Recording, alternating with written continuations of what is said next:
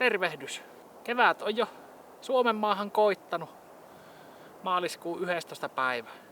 Otin tuosta rinkan selkään ja lähimehtiin yöpymään. Päivät on jo melko lämpöisiä, 2 astetta varmaan plussan puolella. Illat ja yöt kylmiä, 10 astetta on suunnilleen yöksi luvannut lämmintä. Mutta kirkas ja hieno keli on. Tästä on tarkoitus nyt kulkea tämmöstä uraa pitkin vähän matkaa ja mulla on lumikengät tuossa rinkassa kiinni. Tällä kertaa otin isommalla kantopinta-alalla olevat tupsiputkirunkoset. Niin jos ei upota, niin nousen semmosen rinteen päälle siihen ja siihen teen pesää sitten. Heitetäänpä rinkka selkään ja vähän matkaa polkua seurataan ja sitten heitän lumikengät jalkaan ja lähden tuonne umpiseen. Katsotaan miten se lumikengillä kantaa vai kantaako ollenkaan.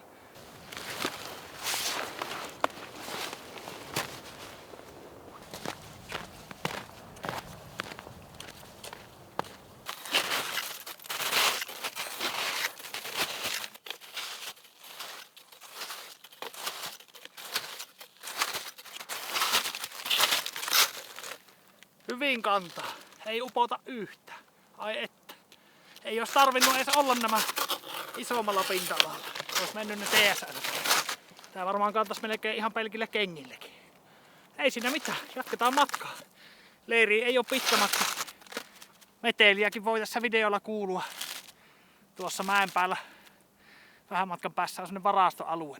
Ja nyt on maanantai. Niin siellä on työukot varmaan duunissa kolistelemassa. Mutta semmoista se lähiretkeily joskus on, että autojen ääniä voi kuulua ja muutakin melua. Mutta iltaa myöten hiljenee, saa rauhassa olla. Jes, ei muuta kuin jatketaan matkaa. Hieno keli kyllä, ai että.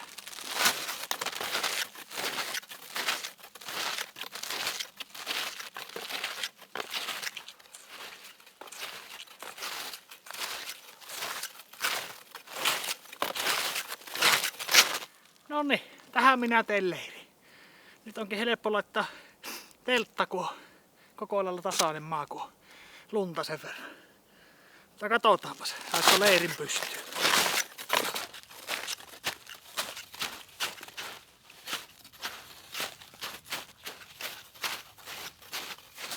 No nyt on teltta pystyssä ja makuupussit on aseteltu turpoamaan. Joo, lunta on aika hyvin tossa. Kokeilin äsken ilman lumikenkiä, niin kyllä se vaan upottaa aika hyvin. Mutta eihän se mitään. Täytyy pitää lumikengät jalassa. Joo, tossa kattelin just ruokia, niin mulla on sellainen pihvi matkassa ja perunoita piti olla, mutta näyttäisi pahasti siltä, että perunat jää kyllä jääkaappiin. Että se on sitten pelkkä pihvi iltapalaksi. No sillä pärjää kyllä. On mulla makkaraa tossa paketti vielä mukana.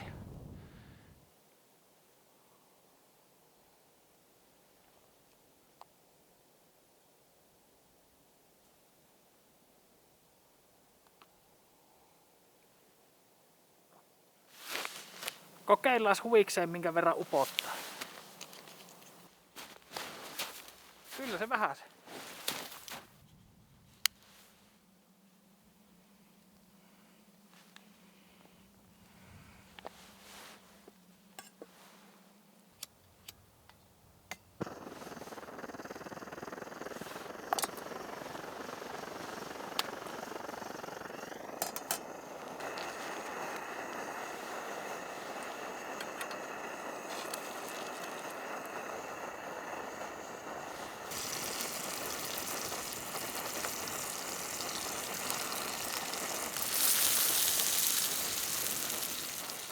No niin, maistetaanpas. Perunat jäi nyt harmi kyllä kotiin.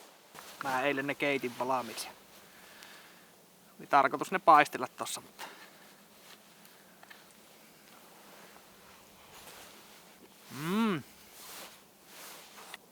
kyllä nämä menee ilman perunoitakin.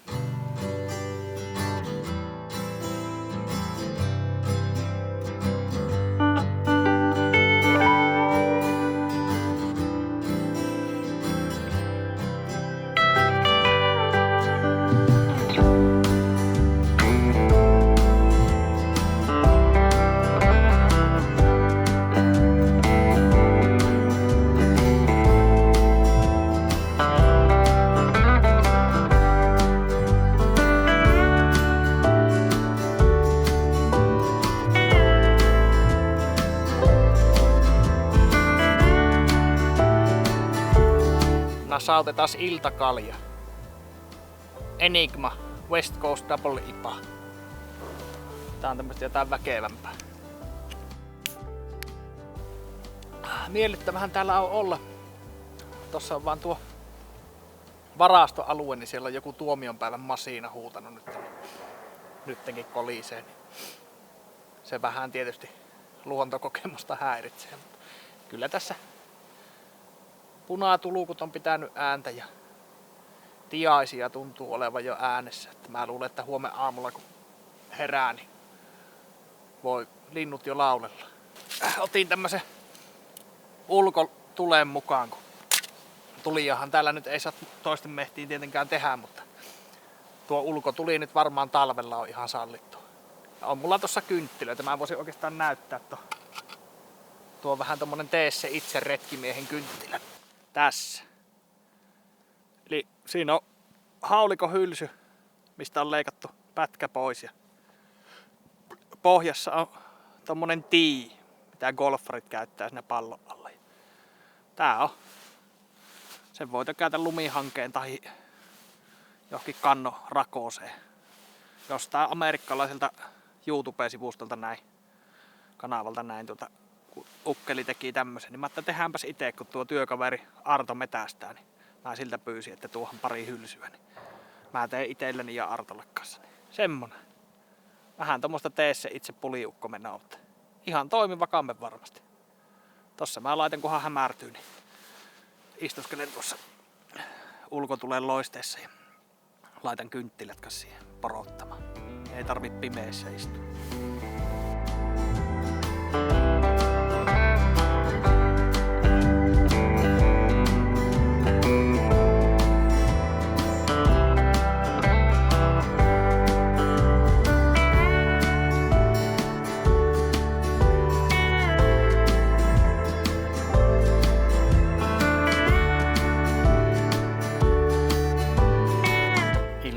Pimentynyt jo ja kynttilät alkaa olla loppuun palaneita, niin minä tuossa sammuttelen nuo kynttilät ja siirryn sitten tuonne teltan lämpöön.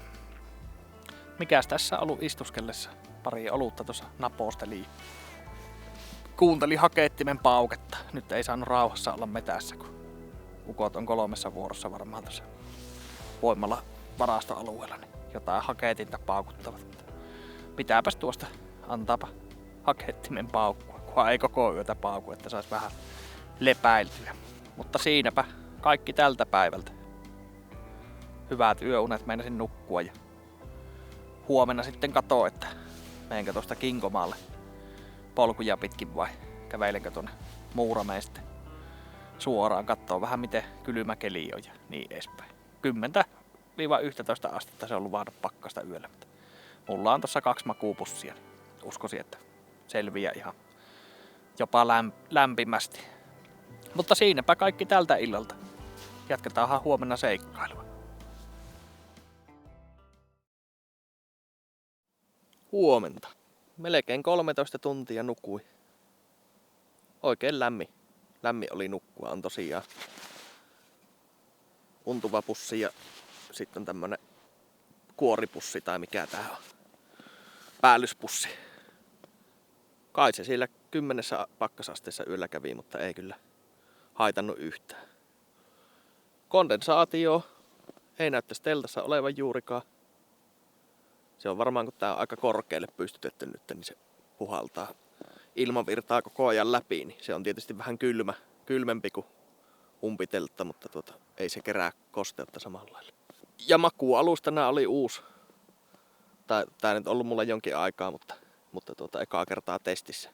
Mäpäs laitan tohon ylös, mikä tää on mallilta, eihän mä ulkoa muista. Mutta hyvin pieni makuualusta ja tää ei oo millään eristeillä, vaan tässä on semmonen heijastava kalvo. Mä vähän ootin, että tää voi olla aika kylmä nukkua, mutta ei tuo ollut ihan lämpöiset yöunet. Mutta pieneen tilaan pakkautuu. Mäpäs näytän senkin tässä seuraavaksi, miten pieneksi tuo menee.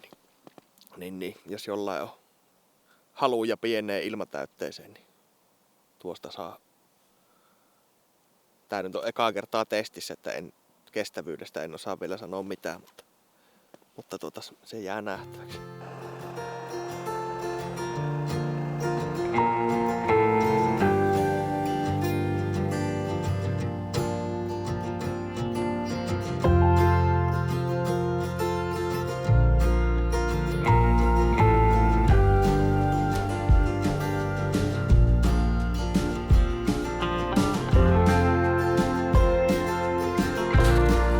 mikäs tässä kävellessä? Keli on hieno. Lumi kantaa hyvin. Ei oo kylmä. Ai että. On kyllä. Joo, ei oo pitkä matka. Mä tästä seuraan tämmöstä sähkölinjaa. Joku urakin siinä saattaa mennä, niin tosta Kotavuoren sivua ja tielle ja menen siitä linja-autolla kotiin. Niin säästän itseä. Ei tuo nyt olisi pahaa ollut kävellä muutaman kilsa kotiin. Mennään nyt näin päin. Jes. Pikku hiljaa, ei oo hätää. Yli tunti jo ennen kuin linja-auto tulee, niin saa rauhassa tallustella. Siinä on jänikset ollut nälkäisiä. Kuoret syöty.